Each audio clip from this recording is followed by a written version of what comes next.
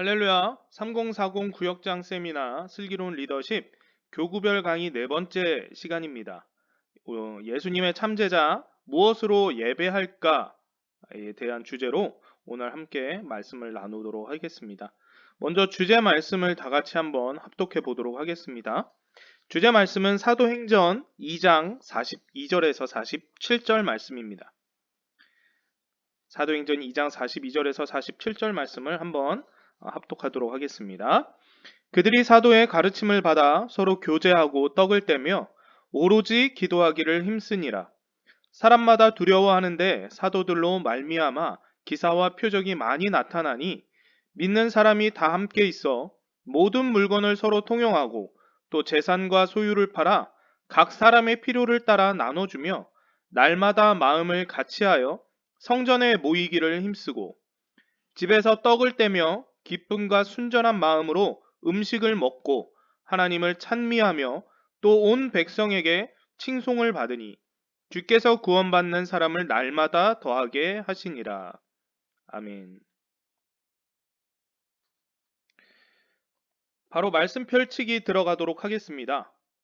함께 하신 지난 시간 1, 2가에서는 교회에 대한 정의와 교회의 역할 등에 대해서 배웠고 3가에서는 그 교회의 본질적인 주된 사역인 예배에 대한 정의를 살펴봤다면 오늘 4가에서는 그 예배를 구성하는 요소들에 대해서 한번 살펴보도록 할 것입니다. 초기 교회에서부터 이어져 오는 예배를 구성하고 있는 요소는 과연 무엇인가? 크게 5가지로 분류를 해볼 수 있는데 이는 찬송, 말씀, 기도, 성찬, 헌금으로 볼 수 있습니다. 여기서 한 가지를 더 추가하자면 성도 간의 교제를 추가할 수 있겠죠. 그러나 오늘 본문에서는 예배에서 이제 형식적인 요소로 분류할 수 있는 이 앞에 5가지 요소에 대해서 나누어 보도록 하겠습니다. 첫 번째 예배의 요소는 바로 찬송입니다. 본문을 보시겠습니다.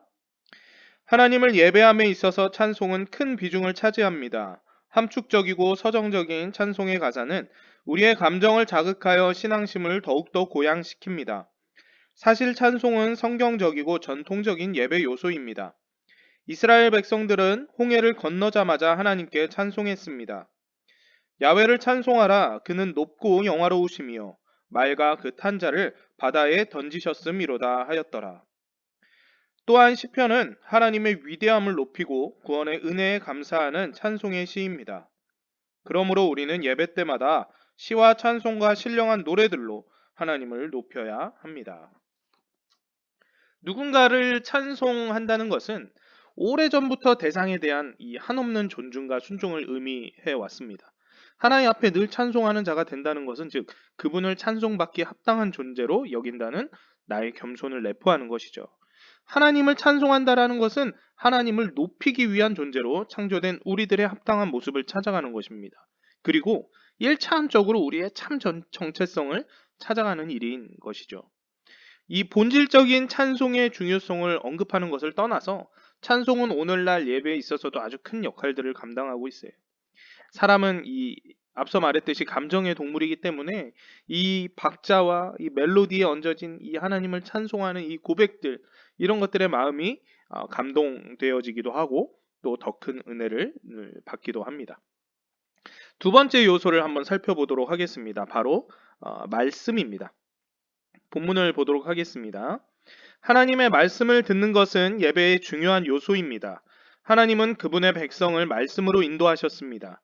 믿음의 조상 아브라함을 말씀으로 이끄셨고 모세를 통해 이스라엘 백성에게 율법을 주셨고 다윗에게 그의 보좌가 영원할 것이라고 말씀하셨습니다.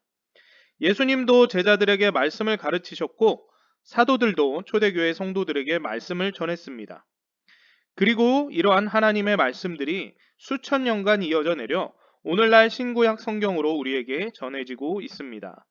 따라서 우리는 예배드릴 때 신구약 성경을 읽으며 하나님의 말씀을 되새기고 설교를 들으며 하나님의 말씀을 더 명확하게 깨달아 나가야 합니다. 하나님의 말씀이 선포된다라는 것은 이 교회 공동체 안에서 매우 중요한 일이라고 할 수 있어요. 말씀을 통해 하나님의 뜻을 알아야 하나님이 원하시는 것이 무엇인지, 우리를 통해 행하려 하시는 것이 무엇인지, 즉 하나님의 사명을 감당할 수 있게 되는 것이죠. 또한 그 말씀을 통해 주의 백성들은 하나님의 뜻을 온전히 알아갈 수 있고 하나님과 소통할 수 있는 길이 열리게 됩니다. 하나님이 주시는 위로와 격려, 경고들, 그리고 훈육들을 얻게 되죠. 이러한 말씀은 어느 시대에나 변함없이 그리스도인들의 삶을 인도하는 아주 중요한 역할을 해왔습니다. 그러므로 이 말씀 선포는 예배 안에서 빠질 수 없는 중요한 요소가 되어줄 수 있겠다 라고 할 수 있죠. 자, 다음은 세 번째 예배의 요소는 바로 기도입니다. 본문 보시겠습니다. 예배에서 말씀이 사람을 향한 하나님의 소리라면 기도는 하나님을 향한 사람의 소리입니다. 따라서 기도는 사람이 하나님께 드리는 고백이라고 할 수 있습니다. 나아가 기도를 통해 사람이 하나님의 뜻을 깨달을 수 있기 때문에 기도는 하나님과의 대화이기도 합니다. 기도의 언어는 경배, 회개, 감사, 간구로 특징 지을 수 있습니다. 경배는 하나님께 모든 영광을 돌리며 찬양하는 행위입니다. 예수님이 가르쳐 주신 주기도문에서도 첫머리를 경배로 시작하고 있는 만큼 기도에서 경배는 매우 중요합니다. 회개는 우리가 지은 죄를 하나님께 시인하고 용서를 구하며 다시 한번 거룩한 삶을 살기로 다짐하는 것입니다. 감사는 하나님이 은혜 베풀어 주신 것과 앞으로 은혜 베풀어 주실 것에 대한 감격과 신뢰의 표현입니다. 간구는 우리의 필요를 하나님께 아뢰는 것입니다. 우리는 예배드릴 때 이같이 기도하며 친밀한 교제를 나눠야 합니다.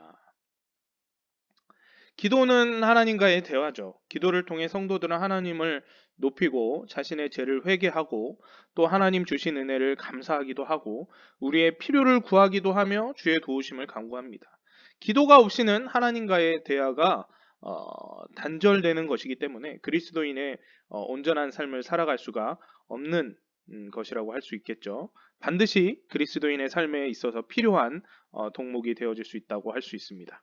자, 네 번째 예배 요소에 대해서 살펴보겠습니다. 예배를 구성하는 네 번째 요소는 바로 성찬입니다. 본문을 살펴볼까요? 성찬은 침례와 함께 예수님이 직접 제정하신 예식입니다. 예수님은 제자들에게 예수님의 살과 피를 상징하는 떡과 포도주를 더불어 먹고 마심으로 예수님의 십자가 희생을 예수님이 다시 오실 때까지 기념하라고 말씀하셨습니다. 우리는 이 말씀에 순종하여 오늘날까지 예배 때 성찬식을 거행하고 있습니다. 성찬이 구원에 영향을 주는 것은 아닙니다. 그러나 우리는 성찬에 참여함으로써 예수님의 구원의 은혜를 체험하고 또 기념할 수 있습니다. 따라서 우리는 성찬을 대할 때마다 우리를 위해 죽으시고 부활하신 예수님의 은혜가 우리에게 충만히 임하기를 소망하고 예수님의 희생과 사랑을 기억하고 감사해야 합니다. 성찬은 오늘날 각 교회마다 구체적으로 조금씩 다른 형식으로 다른 모습으로 진행되어지고 있죠. 그렇지만 공통적인 핵심, 본질적인 요소는 똑같습니다. 예수님께서 제자들에게 행하셨던 것처럼 떡과 잔을 나누면서 예수님의 희생을 기억하고 예수님의 피와 살을 함께 나눔으로써 예수님과 연합하는 의식을 행하는 것이죠. 자, 마지막 다섯 번째 예배의 요소는 바로 헌금입니다. 본문 보시겠습니다. 헌금을 드리는 건 역시 예배의 요소입니다. 예수님은 우리에게 내 보물 있는 그곳에는 내 마음도 있느니라 라고 말씀하셨습니다.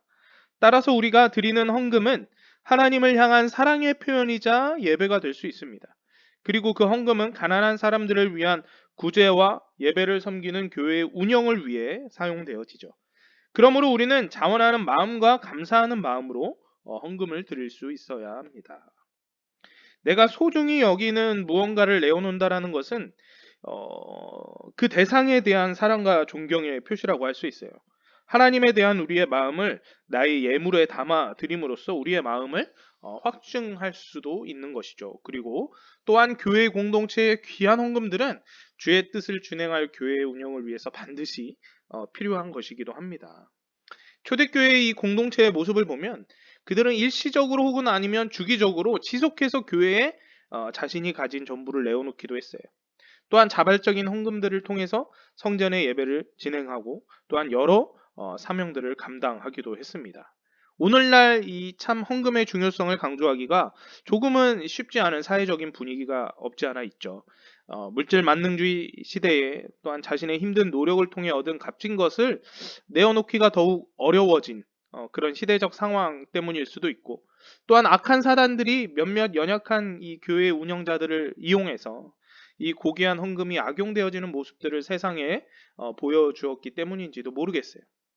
불신하는 마음들을 주의 성도들과 백성들에게 심어준 것이 영향이 있을지도 모르겠습니다. 그러나 우리는 이 모든 헌금의 반대급부적인 부정적인 현상을 좌시하지 않더라도 헌금의 본질적인 의미와 그 중요성을 결코 놓쳐서는 안 됩니다. 첫째로는 우선적으로 한 개인이 하나님 앞에 온전히 드리는 예물의 의미인 것을 잊어서는 안 된다는 거예요. 그리고 둘째로 우리의 헌금을 통해서 하나님의 공동체, 즉 우리의 공동체가 존립할 수 있다라는 사실을 기억해야 합니다. 마지막 세 번째로는 우리가 드린 헌금이 하나님의 뜻을 펼치는 귀한 사역에 사용되어진다라는 사실도 잊어서는 안 됩니다. 그렇게 우리는 새가족들이나 아직 믿음이 온전하지 못한 이들에게도 때로는 굉장한 민감한 사안일 수도 있겠지만, 그들이 자발적으로 헌금하고 11조하는 자들로 성장해 나갈 수 있도록 헌금의 바른 의미를 잘 지혜롭게 전달해 줄 수 있어야 합니다. 오늘은 이 예배를 구성하는 예배의 요소 5가지에 대해서 나누어 보는 시간이었습니다. 다음 5주차 때 교구별 강의 시간에는 기도에 대해서 한번 살펴보도록 할 것입니다. 자, 그럼 오늘도 이 결단의 고백을 같이 선포하면서 4주차 슬기로운 리더십 교구별 강의 시간을 마치도록 하겠습니다. 자, 결단의 고백 한번 다 같이 함께 선포해 보도록 하겠습니다. 예배 드리는 것을 가장 소중히 여기겠습니다. 예배의 모든 순서가 귀한 것임을 기억하며 예배 드리는 시간 내내 하나님께 집중하겠습니다. 아멘. 이 고백처럼 우리에게 주어지는 순간순간의 모든 예배에 몸과 마음을 다하여서 예배하는 진정한 예배자들 되시기를 축원드립니다. 기도하겠습니다. 살아계신 하나님 아버지, 변함없으신 주의 사랑이 우리의 모든 삶에 충만히 임하심을 믿습니다. 날마다 수많은 연약한 모습을 뒤로 한 채 주 앞에 서는 우리를 보면서 주님의 인도하심 없이는 이 세상을 온전히 살아갈 수 없음을 기억합니다. 주여, 주의 뜻을 쫓아 살아가는 주님의 귀한 자녀들을 외면치 마시고 하나님의 귀한 뜻과 사명 감당하는 일꾼들 되게 하여 주시옵소서. 오늘도 우리가 주의 말씀이 중심된 이 모임을 가졌습니다. 우리가 깨닫고 되새기게 된 모든 주의 진리들이 나의 몸과 혀를 통해 세상 가운데 아름답게 나타나여 줄 수 있도록 역사하여 주시옵소서. 매일 주와 동행하며 주께 감사하는 자들 되게 하여 주시옵소서. 우리의 모든 필요를 채우시며 우리의 모든 간구에 귀 기울이시는 주님을 찬양드리며 이 모든 말씀 예수님의 이름으로 기도드립니다. 아멘.